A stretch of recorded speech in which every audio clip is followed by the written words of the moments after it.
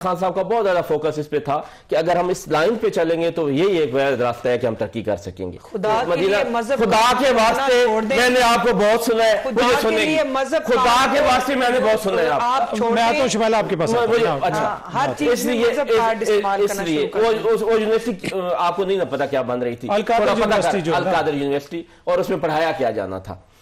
अब मेरी बहन कह रही थी पंजाब जो है वो बड़ी तरक्की कर रहा है, और मेरे भाई ये जब हालिया रिपोर्ट आई है उसमें सबसे ज्यादा जो गुर्बत की रेशो है वो पंजाब में है, 28 समथिंग। और उस रिपोर्ट के नीचे ये भी लिखा हुआ है कि खैबर पख्तूनख्वा में अच्छा, मेरी बात तो सुन ले, मेरी बात तो सुन ले। वो रिपोर्ट जो है उसमें खैबर पख्तूनख्वा में 19 कुछ है और यहाँ पे 28 यहाँ पे मेरी मोहतरमा सीएम साहब दूध की और दूध नहीं, पॉपुलेशन के हिसाब से ही रेशो बनती है। शफकत भाई आप केपीके की और पंजाब भाई उनकी 4 करोड़ है, इनकी 12 करोड़ है। बताइएगा, मेरी बात सुनने ना, उसी रेशो से बताना है ना, जितने लोग हैं उन्हीं में तो आप उस रेशो में नुकसान और फायदे का भी वो देखे ना आप। लेकिन हम इनकी माजरत के साथ करप्शन को पंजाब में कॉपी नहीं कर सकते। उसकी रही की कसर निकाल कोई एक ऐसा मंसूबा जिसको कोई कॉपी करे, पागल है। कोई एक मंसूबा पागल है जो कॉपी करेगा, कोई एक मंसूबा एक जहाज को कॉपी कर सकते हैं, उसके अलावा कोई अवाम के फायदे और भलाई के लिए खुदा ना खास्ता आपके पास अगर ये होता तो बंदे जो है वो लहरों की मौजों की जद में ना चले। आपको जरूरत है, आपको चाहिए था गंडापुर के लिए, तो गंडापुर के लिए तो आपको मिल गए थे, आपको गरीब आवाम के लिए आप बहती मौजों के आगे। हसन अयूब साहब डूबो जी, हसन भाई आप क्या ऐड करना चाह रहे थे? और साथ ये जो लियाकत बाग में पीटीआई जलसा करने जा रही है, इजाजत मिलेगी इनको?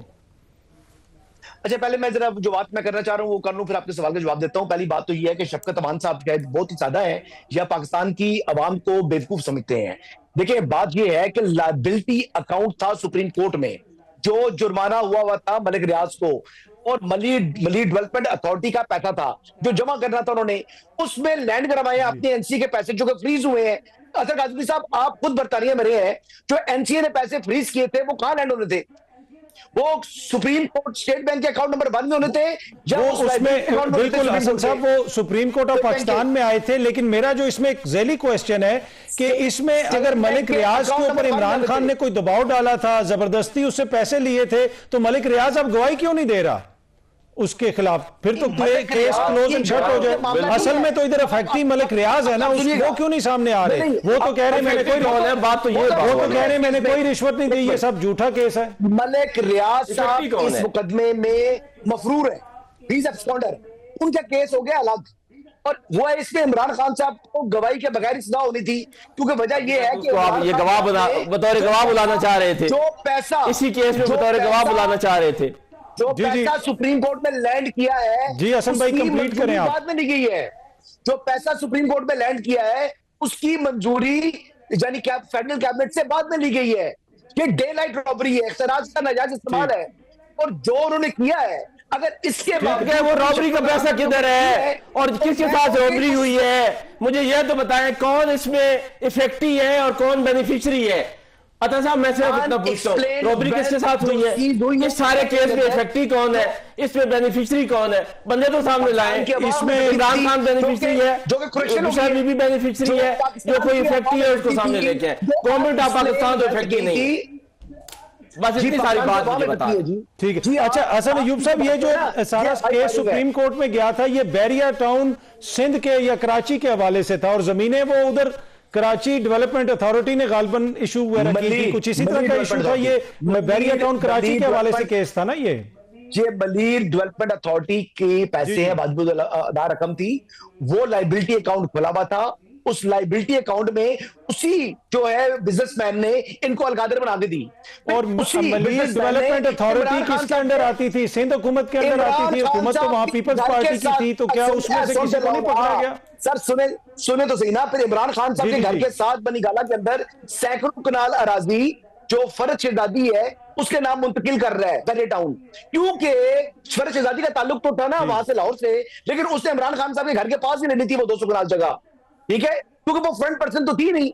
तो बात यह है कि पाकिस्तान की आवाम बेवकूफ नहीं है, ये डे लाइट रॉबरी है, 2+2 4 मैथ है। इसमें इमरान अहमद नियाजी साहब की चोरी पकड़ी गई है। ये पूछ दे, यूसुफ साहब बड़े फिलासफर बने हुए हैं, इन फिलासफर से मुझे ये पूछ दे कि इसमें बेनिफिशियरी कौन है, इसमें इफेक्टी कौन है, और इसमें रोबरी किसके साथ हुई है, आज जिसके साथ रोबरी हुई है वो आके उससे कहा है मेरे साथ रोबरी हुई है, गवर्नमेंट ऑफ पाकिस्तान को नुकसान क्या हुआ है। इन फिलासफर साहब से मुझे ये तो पूछ दे, ना पता है ना आपको इस बात का अंदाजा है कि आप क्या गलत बात कर रहे हैं, और आप बात किए जा रहे हैं, और मुसलसल 2 साल से इतना फजूल केस है कि हाई कोर्ट केस को सुन नहीं रही, कि सुनेगी तो ऐसे शर्मनाक हक़ाइक़ सामने आएंगे कि हम क्या कहेंगे कि इमरान खान को हमने 2 साल से इस केस में जेल में रखा हुआ है, जिसमें ना इमरान खान बेनिफिशियरी, ना बुशरा बीबी बेनिफिशियरी, ना किसी के साथ डकैती हुई है, ना गवर्नमेंट को कोई नुकसान हुआ है। वही वजह क्या है, आपने क्यों केस बनाया है? इनके पास कोई जवाब है? एक भी कानूनी जवाब नहीं है, एक भी। जी हसन भाई, मैं कह जी इसमें कासिम के पापा चोर हैं, ये बात एस्टैब्लिश हुई है। कासिम के पापा चोर हैं, ये बात एस्टैब्लिश हुई है इस केस में। वो ये कह रहे हैं डे राइट रॉबरी हुई है, वो किसके साथ? इनके साथ हुई है रॉबरी, हसन अयूब के साथ रॉबरी हुई है, नवाज शरीफ के साथ रॉबरी हुई है, शहबाज शरीफ के साथ हुई है, गवर्नमेंट ऑफ पाकिस्तान के साथ तो कोई रॉबरी नहीं हुई। अगर उससे पूछे सुप्रीम कोर्ट से, अगर रियाज से वो मलक रियाज जो है उनके साथ रॉबरी हुई है तो आके कोर्ट में गए मेरे साथ रॉबरी हुई है। अगर हसन अयूब से हुई है रॉबरी तो ये बताए, अगर शहबाज शरीफ से तो वो बताए, और तो किसी से हुई नहीं है। पाकिस्तान का आईन और कानून कोई हैसियत नहीं रखता। तो गवर्नमेंट ऑफ पाकिस्तान से रॉबरी हुई है तो आप बताएं। नहीं होता आपके, आप ना किसी आईन के, और भाई हम आते हैं लेकिन कोई केस का नमूना तो बनाए, रिपब्लिक चाहिए, कोई केस तो बनाए। आपको पता ही नहीं है कि हम बात क्या करें इस केस में, वो हाई कोर्ट क्यों नहीं लगा रही? सारी बातों का आपको पता है। वो केस अभी गालिबन इसी महीने में, अच्छा लगी थी, अभी इसी महीने में 10 दफा पेश हुए आर्गुमेंट करने के लिए सस्पेंशन ऑफ सेंटेंस पे। अब जब जज ने समझा कि अब तो सुननी पड़ेगी तो अब उसने कह दिया कि नहीं जी आए अपील पे बहस करते हैं, अब 1 साल लटकाएंगे, अपील पे बहस करवाते रहेंगे। और नैब को जुर्माना भी हुआ, जो केस नैब को जुर्माना इसलिए हुआ था कि आप सस्पेंशन पे क्यों नहीं कर रहे बहस, और जब कल नैब आया पिछली लास्ट डेट पे तो उन्होंने कहा जी हम तो अपील इसको सुने, चले जज साहब कहते हैं अपील सुन लेते हैं। चले anyway, आप तीनों शख्सियात का बहुत बहुत एक छोटी सी ब्रेक लेते हैं, ब्रेक से वापस आए तो गुफ्तगू के सिलसिले को आगे बढ़ाते हैं।